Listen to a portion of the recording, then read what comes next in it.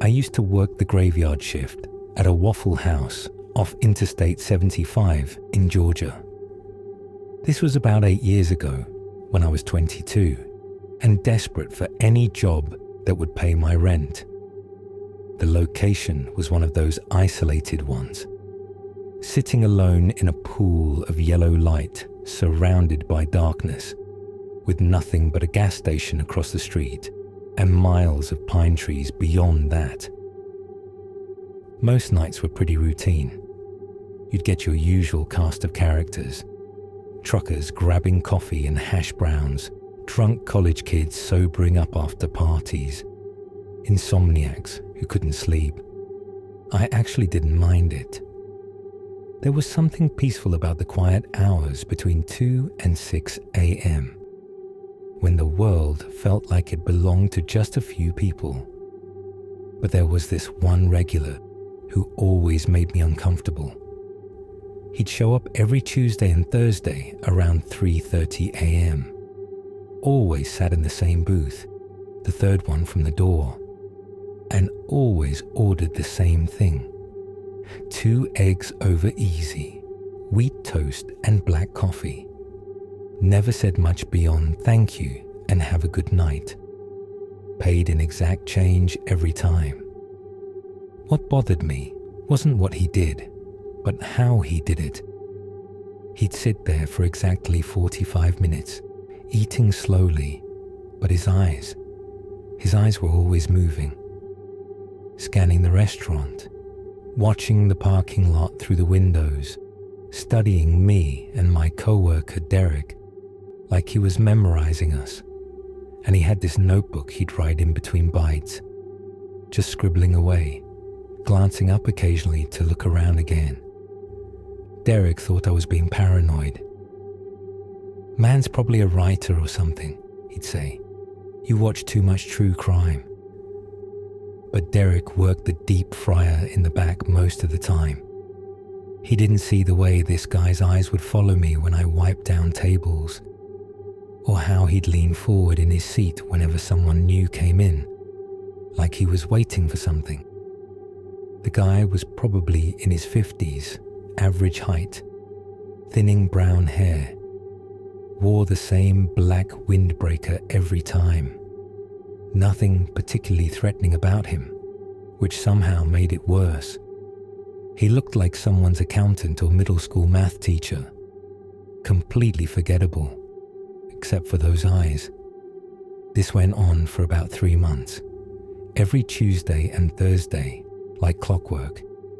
Then one night in October, he broke his routine. It was a Thursday, around 3:15 a.m. I was refilling the coffee station when I saw his headlights pull into the parking lot, same beat-up Honda Civic he always drove. But instead of coming inside right away, he just sat there in his car for maybe 10 minutes, engine running. I kept glancing out the window, wondering what he was doing. When he finally came in, something was different. He seemed agitated, kept checking his phone, looking over his shoulder at the door. He sat in his usual booth, but didn't order right away. Just asked for coffee and sat there tapping his fingers on the table, staring out the window. Around 3:45, he suddenly got up and came to the counter.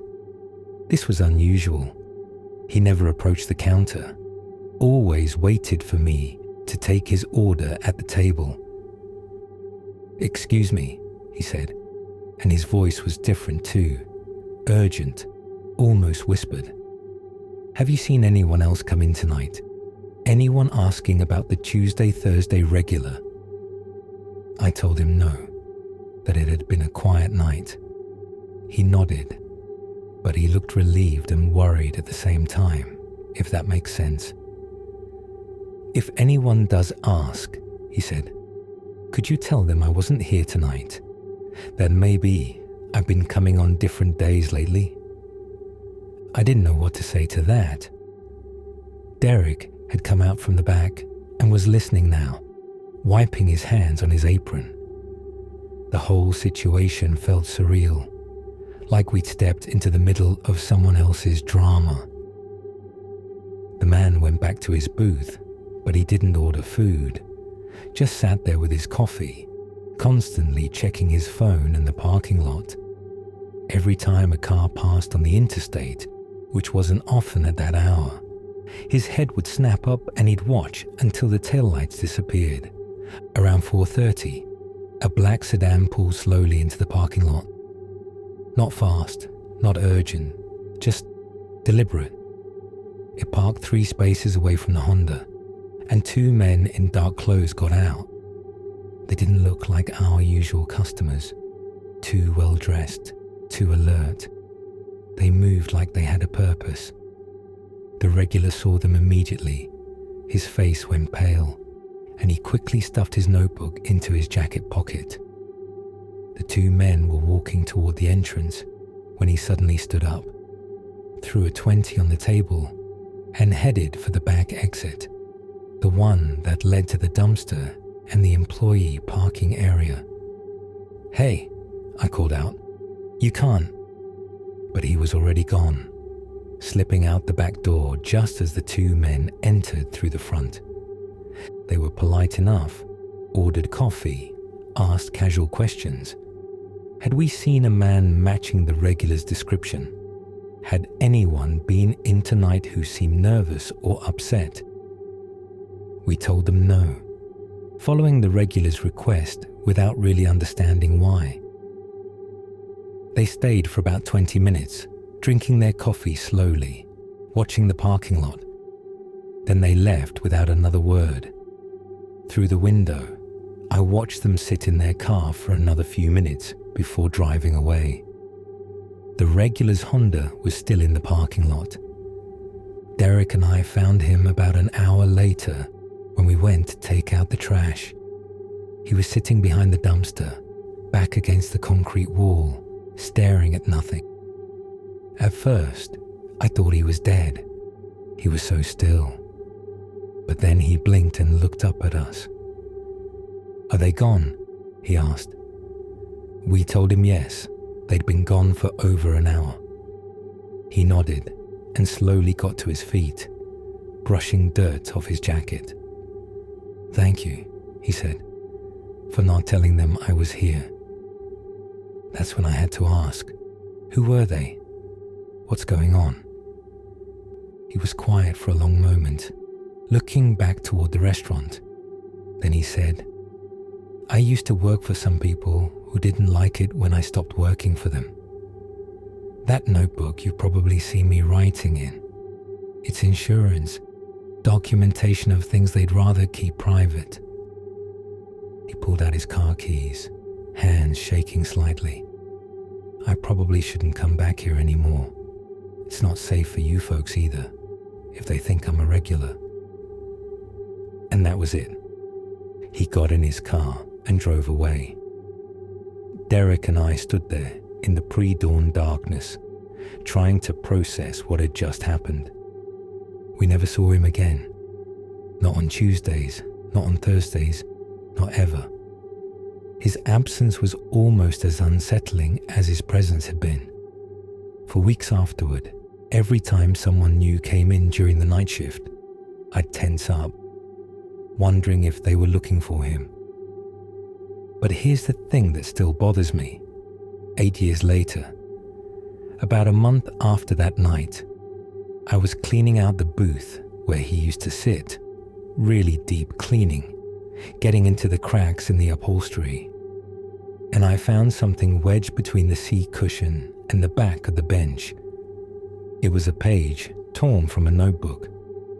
His notebook, I'm sure of it. I recognized the handwriting from seeing him write all those nights. But it wasn't what I expected. It wasn't documentation or evidence or anything like that. It was a list of names, about 20 names, all written in careful block letters, and next to each name was a date. Some of the dates were from months ago, some more recent. The most recent date was from 2 weeks after that last night I saw him.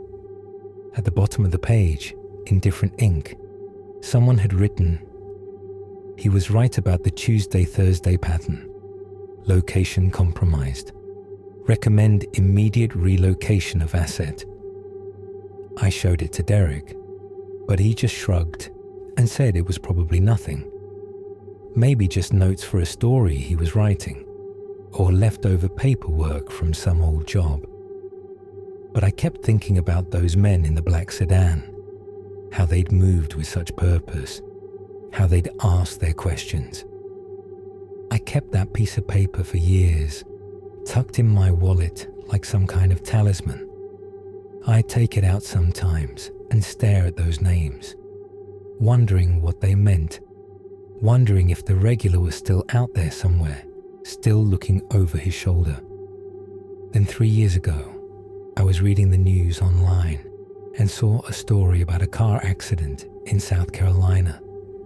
A middle-aged man, driving alone at night, had gone off the road and crashed into a tree. The police said he appeared to have fallen asleep at the wheel, but there were some unusual circumstances. No skid marks, like he hadn't tried to brake, and he was found with a notebook in his lap, filled with what investigators described as personal observations and documentation. The article included a photo from his driver's license. It was him, the regular, the man who'd hidden behind our dumpster that night, who'd asked us to lie for him, who'd sat in booth 3 every Tuesday and Thursday for months. The article mentioned that he'd been a former federal contractor, worked in intelligence analysis, survived by no family. They were asking anyone with information about his activities in the months before his death to contact them. I never called. I threw away that piece of paper the same day I read the article. But I still think about him sometimes, especially when I drive past that old Waffle House. It's still there, though I don't work there anymore. I think about how he chose our place as his safe haven, how he must have felt secure in that routine, in the predictability of those Tuesday and Thursday nights.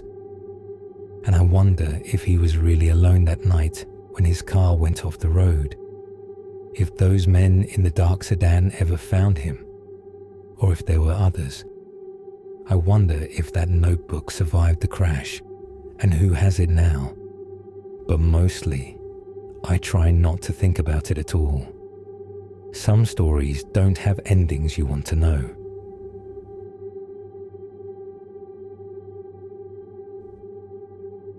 I've been a manager at various Waffle House locations for 15 years now, and I thought I'd seen everything.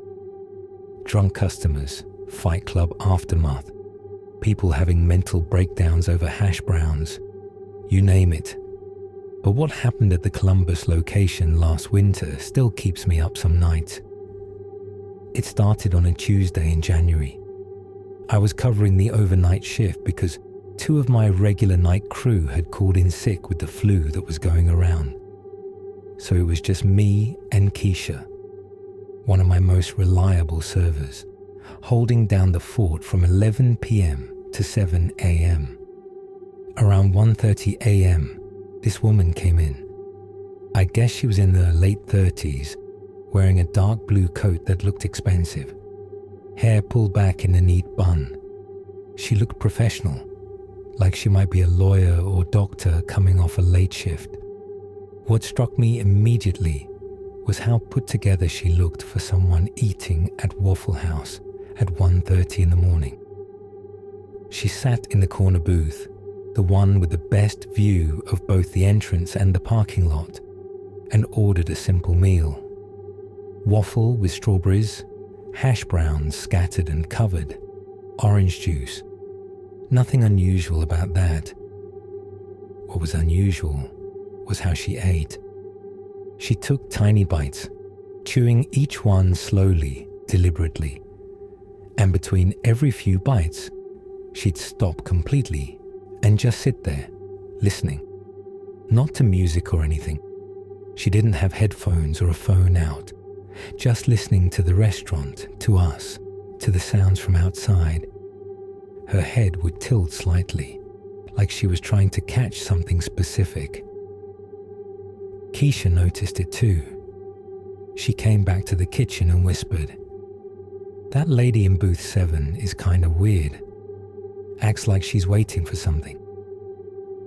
I told her to just keep an eye on things, but the woman seemed harmless enough. She was quiet, polite when Keisha refilled her orange juice, left exact change plus a decent tip. She stayed for about 2 hours, then left without incident. The next night, she came back. Same time, same booth, same order. Same strange eating pattern, tiny bites, long pauses, head tilted like she was listening for something. This time I paid more attention.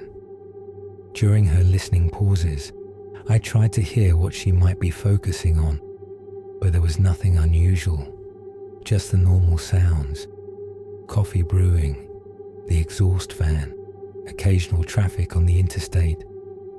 This became her routine. Every single night for 2 weeks straight, she'd arrive between 1:30 and 1:45 a.m., order the same meal, eat the same way, and leave around 4 a.m. Keisha started calling her the listener because of how she'd pause and cock her head during her meal.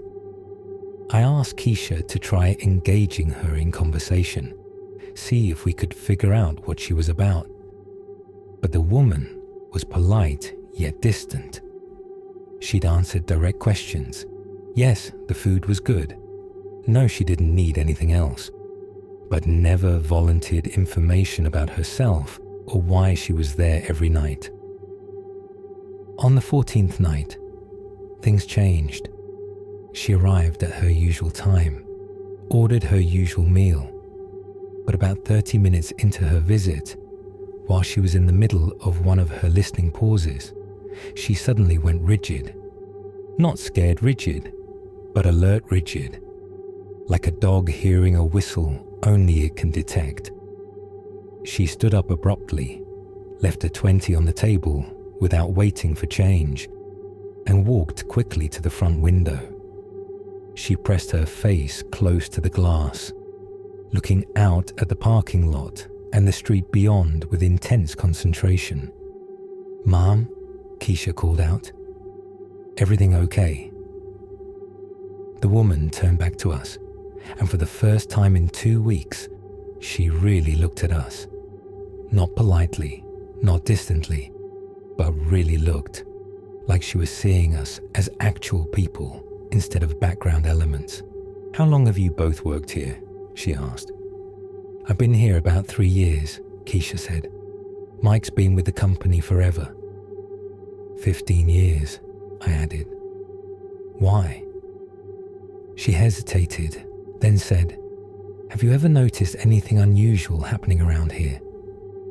Particularly late at night, between 2 and 4 a.m. Keisha and I exchanged glances. "What kind of unusual?" I asked. "Sounds, patterns, things that happen regularly, but don't quite make sense." I was about to tell her no, but then I thought about it. There were some odd things, like how every night around 2:15, we'd hear what sounded like a car door slamming in the parking lot. But when you looked outside, there were never any new cars. Or how the jukebox would sometimes skip to a specific song, Sweet Caroline, without anyone touching it, always around 3:20 a.m. When I mentioned these things, the woman nodded like she'd been expecting that answer. "The car door sound," she said, "does it always come from the same direction? Northwest corner of the lot?" It did. I'd never consciously noticed it before, but thinking back, yes, it always seemed to come from that same area. "And the jukebox," she continued, "when it plays that song, do you ever feel like someone just walked over your grave, like the temperature drops just slightly?" Keisha's eyes widened. Oh my God, yes. I always get chills when that happens, but I thought it was just the air conditioning kicking on. The woman walked back to her booth and sat down, but she didn't continue eating. Instead, she folded her hands on the table and looked at us with an expression I couldn't quite read. My name is Dr. Sarah Chen, she said. I'm a researcher studying what you might call environmental echoes, sounds and sensations that repeat in specific locations without apparent cause.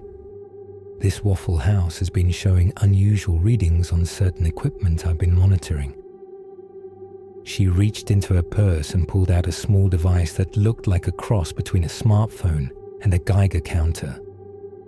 This measures electromagnetic fluctuations and subsonic frequencies. For the past 2 weeks, this location has been producing a very specific pattern of readings between 2 and 4 a.m.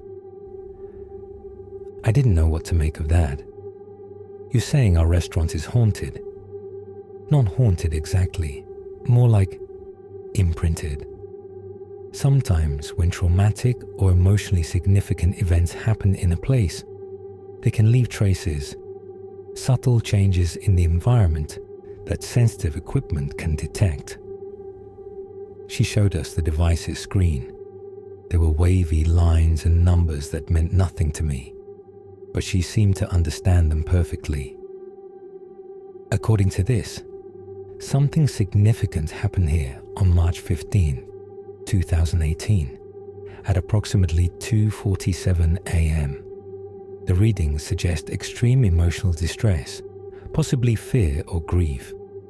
The energy signature has been repeating every night since then.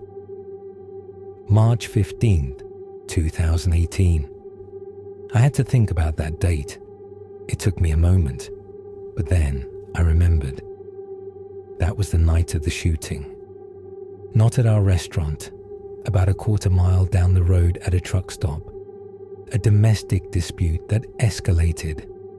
A woman named Caroline Marshall was killed by her ex-boyfriend in the parking lot. The whole area had been cordoned off for hours while police investigated. But I also remembered something else. About 20 minutes before we heard the sirens, before we knew anything had happened, I'd gotten a phone call. A woman crying, asking if we'd seen her daughter. Said her daughter was supposed to be meeting someone at the truck stop but hadn't called home. She was worried something was wrong. The caller had said her name was Martha Marshall, Caroline's mother. I told Dr. Chen about this, and she nodded grimly. Emotional trauma can create strong impressions, especially when it involves family bonds. If the mother was experiencing extreme distress at the same time as the daughter's death. You're saying we're hearing echoes of that night? In a sense, yes. The car door sound you hear, that might be the echo of Caroline's car door closing for the last time. The jukebox playing Sweet Caroline. That was probably her favorite song, something her mother associated with her. It was a lot to process. Keisha looked like she was about to be sick. Why here though? She asked. Why our restaurant? Dr. Chen consulted her device again. You're positioned at almost the exact midpoint between where Caroline died and where her mother was calling from. Her apartment is about half a mile in the opposite direction. This location sits right in the center of the emotional triangle that was created that night. She stood up and gathered her things. I have what I need now. The readings have been consistent enough to confirm my theory. Wait, I said. That's it? You just leave? What else would you like me to do? I can't make the echoes stop. They'll fade on their own eventually, probably within the next year or two, as the emotional energy dissipates. I can tell you that they're completely harmless. Just imprint experience. She paused at the door. If it helps, try to think of them as memorial. Caroline Marshall's story is being told in its way every night. Someone is bearing witness to what happened to her. After she left, Keisha and I sat in the dining room, not talking for a long time. Eventually she said, "Do you think she's right? That we've been hearing some kind of ghost echoes?" I didn't have an answer for that, but I found myself paying different attention to those nightly sounds after that. The car door at 2:15, instead of dismissing it, I'd pause whatever I was doing and listen. The jukebox skipping to Sweet Caroline at 3:20. Instead of getting annoyed, I'd let it play all the way through. It's been 8 months since Dr. Chen's visit. The sounds still happen, but they're getting fainter. The car door slam is more like a soft thunk now. The jukebox still plays that song, but not as loudly. And sometimes it doesn't make it all the way through before fading out. I looked up Caroline Marshall's obituary online. She was 26 when she died, worked as a veterinary assistant, loved animals and classic rock music. Her favorite song, according to her mother's remembrance, was Sweet Caroline. Sometimes during the night shift now, when I hear those faint echoes, I think about her, about how she was just trying to meet someone that night, probably thought she was safe in a public place, about her mother waiting for a phone call that never came. Dr. Chen was right about one thing. It does feel like bearing witness, like making sure Caroline's story doesn't disappear completely, even if it's just me and Keisha, listening to shadows of sound in an empty Waffle House at 3 a.m. I don't know if I believe in ghosts, but I believe in the weight of memory, in how places can hold onto the pain that happens in them. And if that's what we've been hearing all this time, then I guess I can live with it, at least until the echoes finally fade away.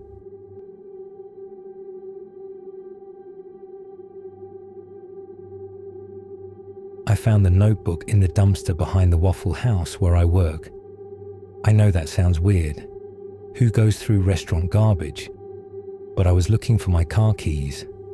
I'd somehow managed to throw them away with a tray of food scraps during the dinner rush, and my manager said I could either find them or pay to have the locks changed. So there I was, 11 p.m. on a Sunday night, digging through coffee grounds and syrup-sticky plates, when my flashlight beam caught something that didn't belong. A small composition notebook, the kind kids use for school, wrapped in a plastic shopping bag.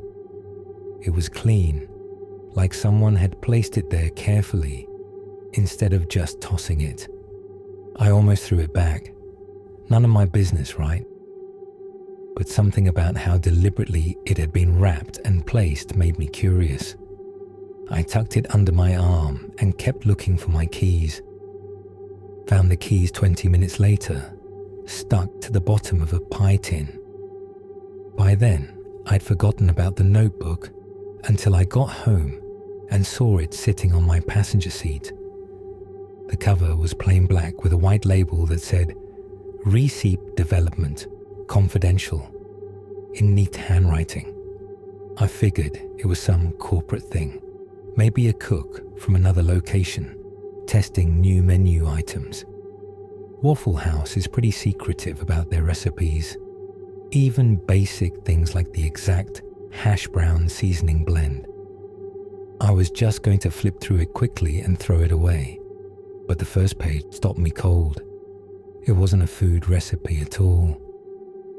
Recipe for Influence, trial number 1, was written at the top in the same careful handwriting. Below that, subject, male, approximately 45 to 50 years old, regular customer, sits in booth 4 every Wednesday, 6 to 8 p.m. Drinks black coffee, Orders T-bone steak medium rare.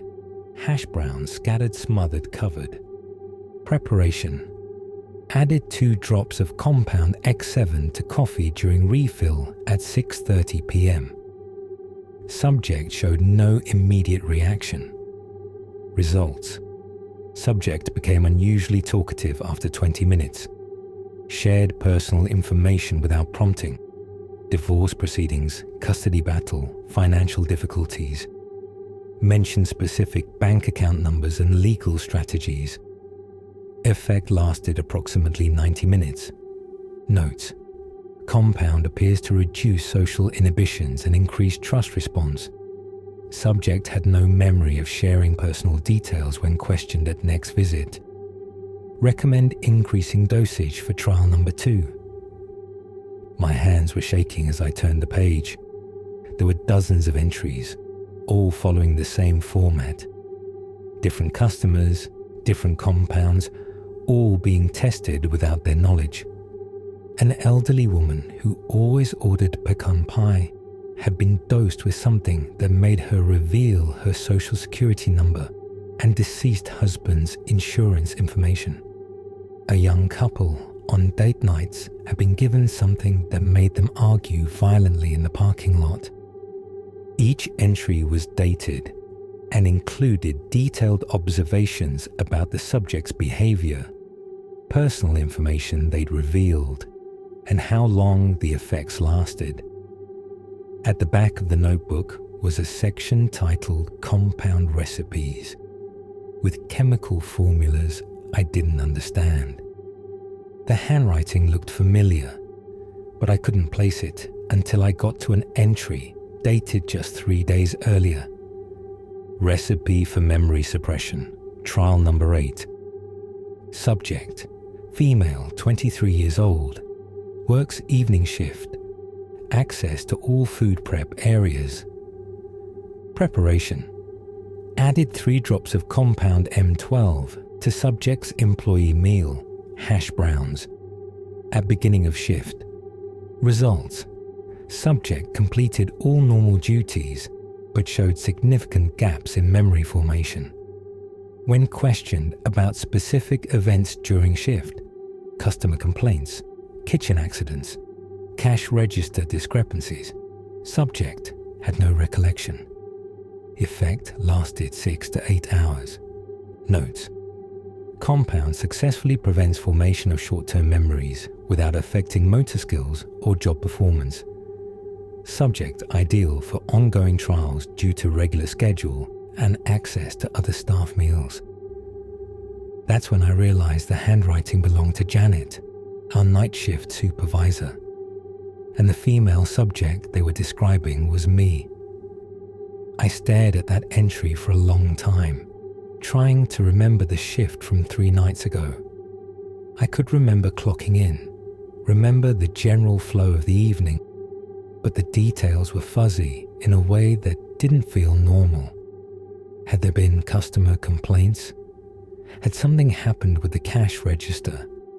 I genuinely couldn't say. I flipped back through the notebook with new eyes, looking for other entries about me. There were 5 total, spanning the past 2 months.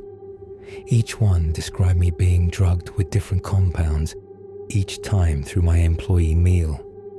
One was designed to test compliance enhancement. Apparently, I'd cleaned the entire restaurant without being asked and had no memory of doing it.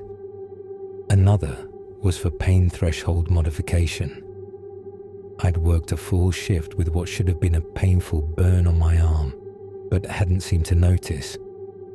The most recent entry from just last week was the worst. Recipe for information extraction, trial number 4. Subject, same female employee, now showing increased susceptibility to compounds.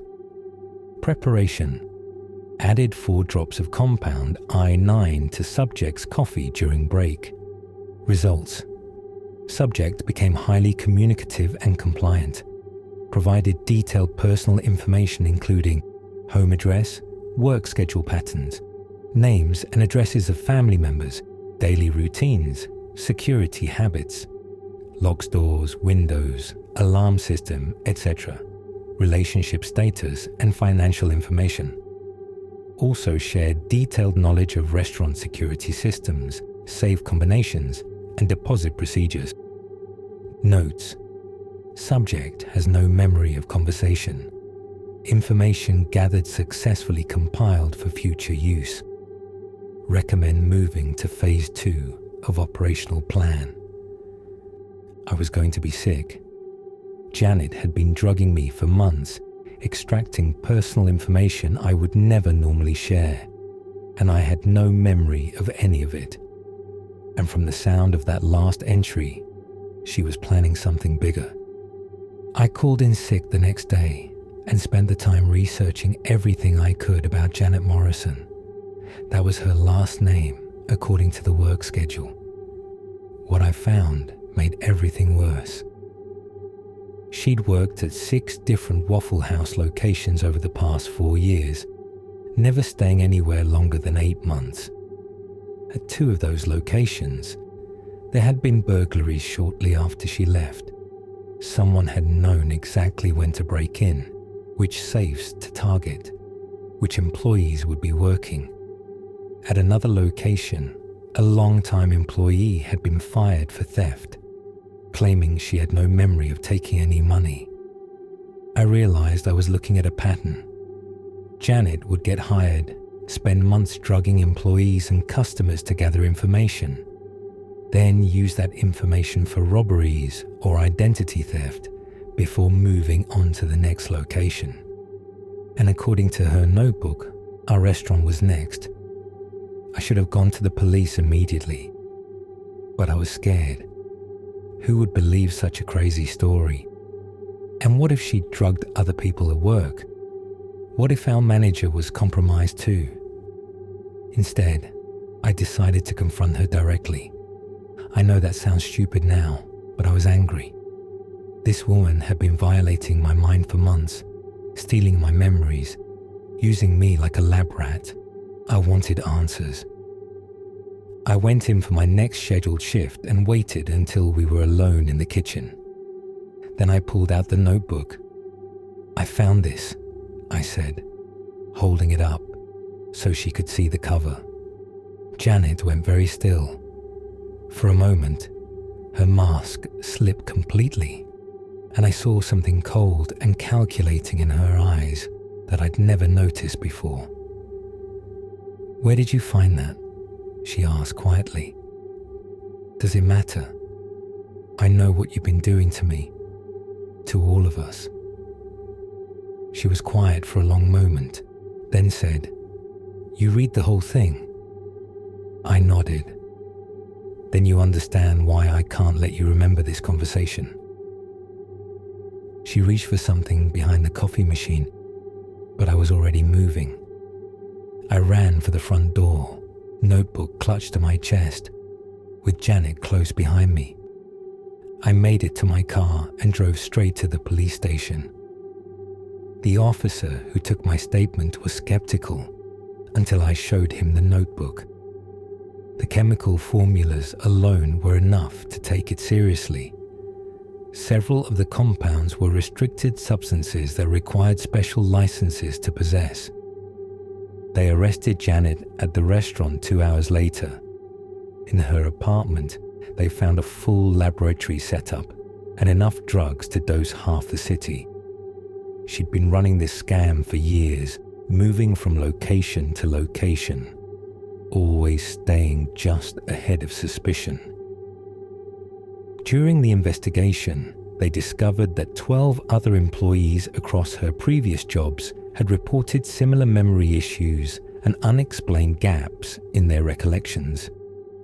None of them had put it together until the notebook provided the missing pieces. Janet pled guilty to multiple charges including drugging without consent, theft, and conspiracy. She got 8 years in prison.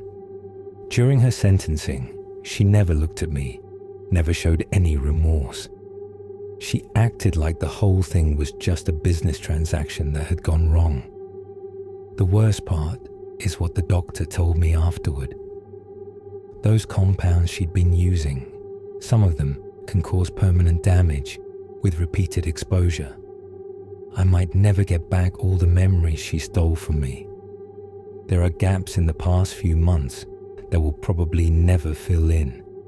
Experiences and conversations that are just gone forever.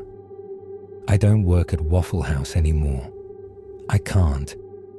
Every time I smell coffee brewing or hear the sound of hash browns on the grill, I remember that feeling of reading about myself, like I was someone else's experiment. I remember realizing that my own thoughts and memories weren't safe, that someone could reach inside my mind and take whatever they wanted. Sometimes I wonder what else she took that wasn't in the notebook. What other conversations did I have that I can't remember? What other personal information did I give away? The not knowing is almost worse than the knowing. But I kept the notebook. The police gave it back to me after the trial, and I keep it in a safe deposit box now. Not as evidence. They had copies of everything.